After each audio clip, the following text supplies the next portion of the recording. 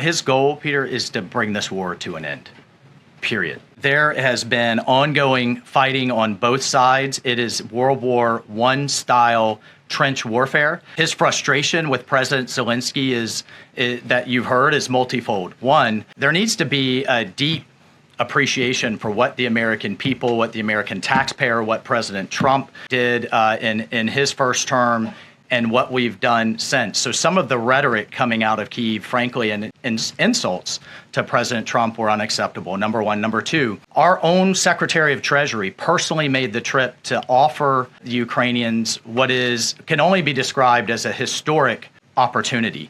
That is for America to co-invest with Ukraine in their minerals, in their resources, to truly grow the pie. So case in point, there's a foundry that processes aluminum in Ukraine. It's been damaged. It's not at its current capacity. If that is restored, it would account for America's entire imports of aluminum for an entire year. That one foundry. There are tremendous resources there. Not only is that long-term security for Ukraine, not only do we help them grow the pie with investments, but we do have an obligation to the American taxpayer in helping them recoup the hundreds of billions that have occurred. So, rather than enter into some constructive conversations about what that deal should be going forward, we got a lot of rhetoric in the media that was incredibly unfortunate. And I could just tell you, Peter, as a veteran, as somebody who's been in combat, this war is horrific. And I think we've lost sight of that, of the literally thousands of people that are, and I find it kind of frankly ridiculous. So many people in Washington that were just demanding, pounding the table for a ceasefire in Gaza are suddenly aghast that the president would demand one and both sides come to the table when it comes to Ukraine, a war that has been arguably far greater in scope and scale and far more. I've worked with Elbridge Colby in the past. He has the president's full support to be the Undersecretary of Policy, which will be a critical policy arm for Secretary Hegseth going forward that will implement a lot of these policies.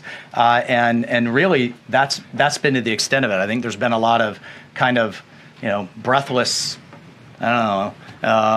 back and forth in the press, but we're full speed ahead to get the president's team in place so we can implement his America First policy. Thank you. If there's anybody in this world that can go toe-to-toe with Putin, that could go toe-to-toe with Xi, that could go toe-to-toe with Kim Jong-un, and we could keep going down the list. It's Donald J. Trump.